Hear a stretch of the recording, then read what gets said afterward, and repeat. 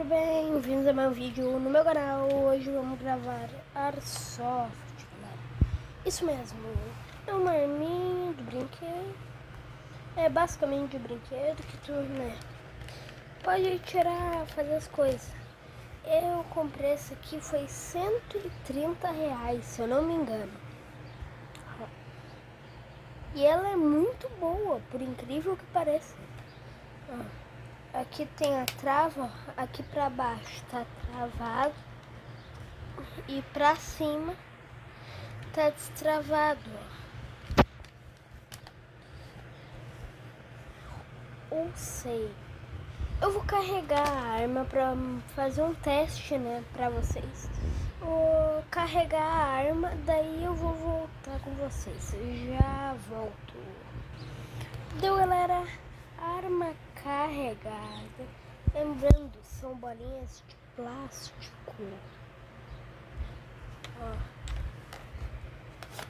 É um brinquedo, mas cuidado porque isso dói. Tá? Gravando aqui, ó. Aplicando aqui. Só. Vamos ver essa capinha aqui, ó.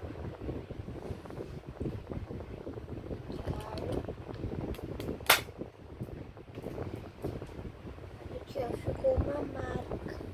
Não dá pra ver muito pela qualidade da câmera, mas ficou uma marca na capinha. Tipo, agora eu vou vir aqui. Eu vou vir aqui. Subir aqui. E vou tirar ali, ó. Você viu? Ou seja, é muito forte. Isso aqui é muito forte, galera. Lembrando, não atira no seu amigo, porque isso aqui é muito forte. E eu não tô zoando. Você está vendo esse traseiro aqui, ó. Esse traseiro aqui. Deixa eu deixar parar. Tirou um travesseiro. Eu vou carregar a arma. Retira ali. Saiu duas bolinhas que eu carreguei 2 vezes. Ó.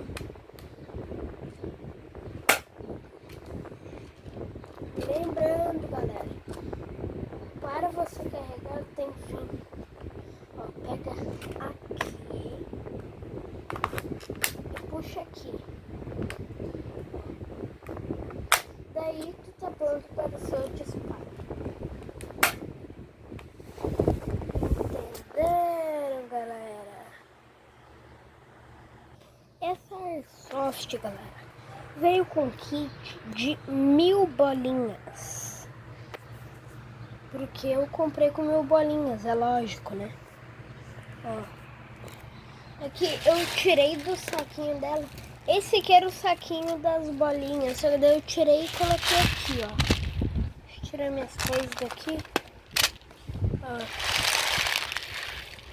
Lembrando, não tem muitas aqui porque eu já usei.